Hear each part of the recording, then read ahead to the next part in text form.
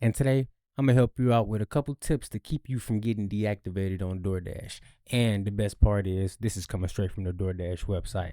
So let's go ahead and hop on over. We're gonna talk about customer rating, completion rate, acceptance rate, but the most important, in my opinion, the on time and the early rating. So here on the DoorDash website, it says, unless otherwise notified in writing, the minimum ratings thresholds for Dashers can be found in the chart below.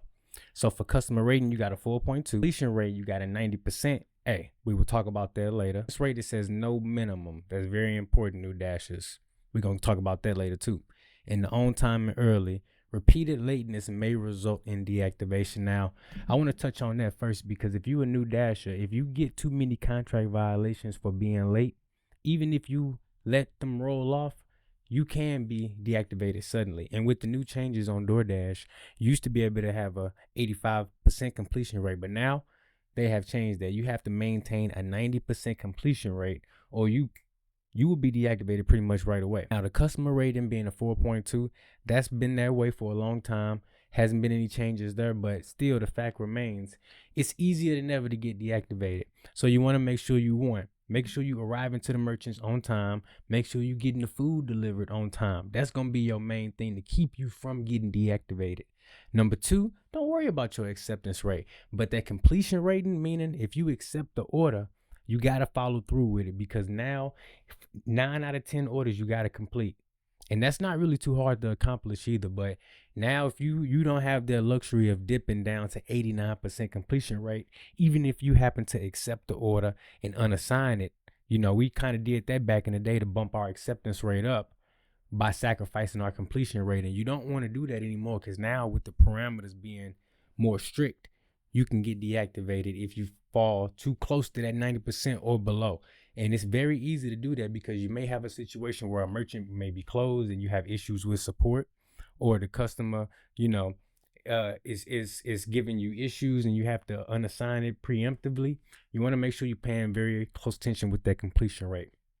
And when it comes to the customer rating, I understand things happen that may be out of our control sometimes, but for the most part, you should be able to keep your customer rating above a 4.2 on not only the DoorDash platform, but all the platforms that you own. If you're a good driver, now, if you're a bad driver and you fall below, that's on you. But if you watch this channel and you follow the tips and tricks that we give you, you're more than likely a good driver. So we're not going to worry about that. But I want to make sure that we go over this because DoorDash is rolling out new changes in markets. We got Dash Rewards pilot program. They're getting rid of Top Dasher. Things are going to be looking different here on the horizon. So you want to make sure you're well prepared. So DoorDash stock is going to be having an earnings call here coming up pretty soon in a couple of days. And I'm going to be paying close attention to it. You can see I already got my support and resistance lines drawn out. But the reason I tell you is because DoorDash is finally at a point where they finna become profitable and they finna, really start making a turn, and they sure is going to start going another direction. So I'm going to be paying close attention to the changes that they make inside the platform. And you want to make sure you keep an eye on the changes they make so you can stay on the platform and make your money, because that's what it's all about. As a Dasher, you'll receive ratings that help you track the quality of the services you provide on the platform. Some ratings are calculated on a rolling basis, like your acceptance rates. You can see the current ratings and how they are calculated at any time in the Dash app and on the ratings tab. Ratings determine if you're eligible to Dash and can also help you qualify for certain programs and incentives. To help make ratings more fair, we remove any customer ratings that you receive that are below 5 stars for the following circumstances: long wait times at the restaurant when a delivery or task is already expected to be more than 15 minutes when you accept it, when multiple Dashers before you unassigned causing you to be 15 minutes late, when the delivery or task is late due to multiple batched offers, extreme weather conditions, unique challenging dashing situations related to protests. That's a new one to me. I never heard of that. System-wide outages, like the infamous DoorDash crashes that happen every single year. And for other app issues, they say here, these adjustments happen automatically.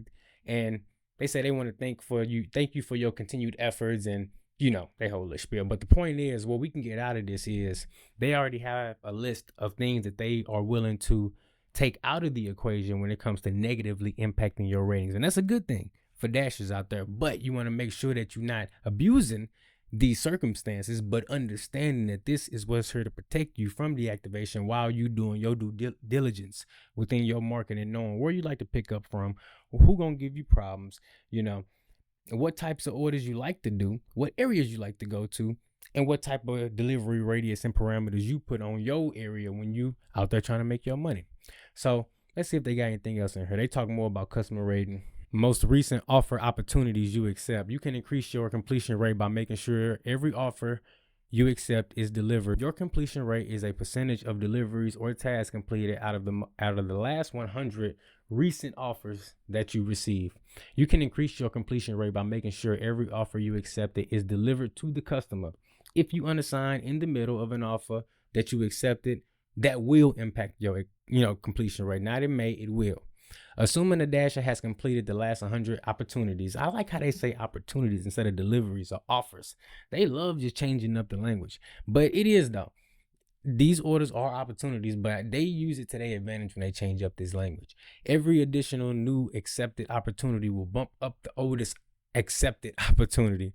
If the last accepted opportunity is completed, but the oldest accepted opportunity was also completed, well, then your average overall will not change. However, if the last accepted opportunity is completed and the oldest accepted opportunity is not completed, then you will see your average increase. Conversely, if the last accepted opportunity is not completed, but the oldest accepted opportunity is completed, then the average will decrease. DoorDash is playing too many games out here. Look, basically, if you accept the order, just finish it. They got a whole bunch of lingo, mumbo jumbo on her talking about some opportunities and this and that and rolling. Yes, that is what they said is true. But the point is, if you accept the order, just complete it, because they getting stricter and they getting tighter with the parameters that they gonna let you dash with, and they got more dashes than ever to fill your spot. So they really don't need you. They just figuring out a clever way to get us to deliver more orders and to commit more to the orders that we already accept, which I understand, but don't be fooled by all this. Just basically, if you accept the order, know where you're picking up from, know where it's going, so that you can know you're gonna follow through with that order. Otherwise, don't waste too much time right there.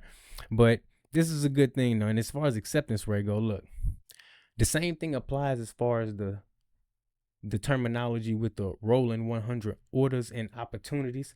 But the main thing is either dash in a good area where you don't need to worry about acceptance rate, or do what you got to do to be able to work when you want to work, so that acceptance rate is not an issue for you. While there is currently no minimum requirement for the on-time early basis, dashers are responsible for making sure deliveries they choose to accept are completed on time. In agreeing to the independent contractor agreement, dashers agree to complete delivery orders to consumers in a safe and timely fashion. Therefore, regardless of the overall time, dashers who arrive at the merchant or the customer significantly late, they will be eligible for deactivation of their account. So that's just a sly way of them saying, look, we got this rating, talking about on time and early and all this, yada, yada. Look, if you late too many times to the merchant or the customer, you will be deactivated. So all them people out there talking about, oh, I was deactivated for no reason, I didn't have no contract violations, my customer rating was 5.0. I've been dashing for 4 or 5 years. Look, DoorDash telling you clear cut right here. It does not matter, regardless of the overall on time early rate. It don't matter if it's 99%, 100%. Don't matter if you got that rating back up. They keep track in a whole nother file folder how many times you've been late for on time, or how many times you've been late to the merchant, and how many times you've been late to the customer. So what that is saying is, if you late to the merchant, you will get a contract violation. If you late to drop off their food to the customer, guess what? You will get a contract violation. And regardless if you get your on time early rating back up, they keep track of each violation that you get for being late. So basically, a late violation is stronger than a violation for order never arrived or any other contract violation. Out of all the contract violations you can get, if you get a contract violation for being late, you up for automatic deactivation basically. So keep that in mind, guys. Let's see. Yep, that's all they got to say. So look, if you enjoyed this video, you know what to do. Hit that like button, hit that subscribe button, and stop playing with me.